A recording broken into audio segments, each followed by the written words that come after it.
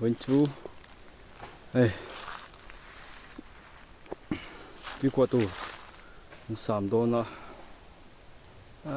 cái tù trong không mày ta trăng về cho ta trăng về cuốn hít ta sắm sổ vết đồ nè sắm chân đợtตัวcái đúng khúc mày đi bộ sát trà ngổm đồ là niệm mà sao cái thứ này tủ lệ bật lấy tục tỏa anh bắt tay phải xin đồ này sẵn nè lúc khóc vậy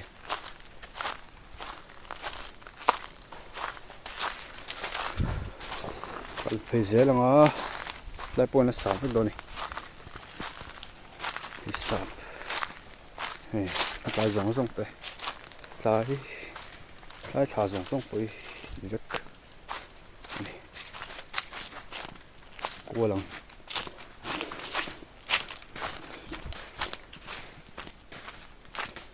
nên tất cả cái cua lòng á cái đó phần tiếng giống giống hay phải ăn là sả nhẹ vách tồn tên nhỉ ní thành vong con ní ta halu lắm số ta vui chơi rốt nó sẽ lâu ta trong vui chơi rốt lắm bằng vui chơi với thật phải mất đấy xí nhỉ còn bén chава hết rồi chắc cả anh nhỉ vui là tí vách tồn này hết lại liếm thả lại hết lại liếm thả hiện cái nào để xí đi lại tí rằng á lấy lệ hôm nay cái thiểm sẽ nó còn lâu rồi thì lòng sẽ lòng cái cá phút thằng này thì sẽ rồi nè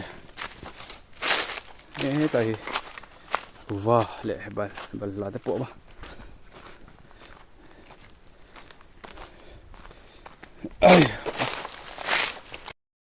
trong hiện sầm cho nó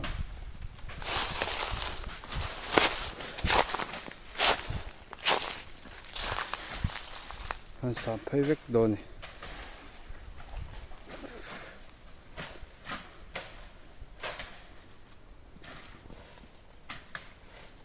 ai lưu lầm mà nè rồi đó thì xong đó ta hú lại thành phải thì vết đồ này cái nào han sắm phút tao nào thì lòng nào đây sắm sặc khốp màyตัวนี้ส่วนหูตัดทุ่มเวลตัวแต่จังคันวิดีโอที่ละมังเฮไรดาร์โซปนี่บอร์เวลคันเฮตไลบอร์เวลนะนี่ไม่กันไงตัดจับครบไหมนี่ทุ่มเวลต้องสูดเหตุไม่ต้องดิก็ตัดเช่นไงให้ลำวิวเดียนตัวนั้น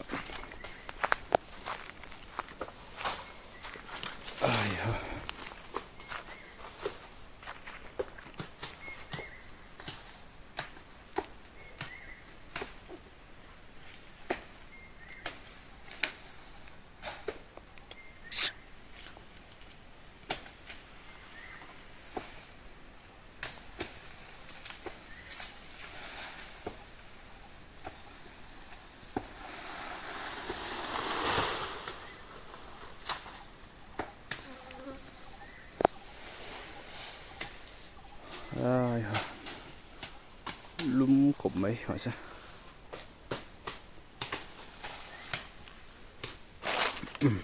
em vlog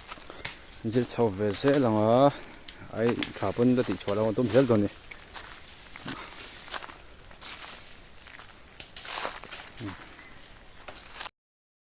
về ta nên là chú gần dập phá chưa về lại thuốc thôi đó chỉ xong khoan này bên thì lần thế thôi nhớ kim là đâu thì làm lại dép tôi lần ngay ra giống gì anh ấy bị phốt nhỉ và giàu về không mà hết tất trăng hết cái lại trăng à hết tại gì thì khát bây giờ chân cần dâu đuốc ở sàm làm bằng gì chứ sung kha ni le ni ri phot mai te se no mel tir sak wangin lo me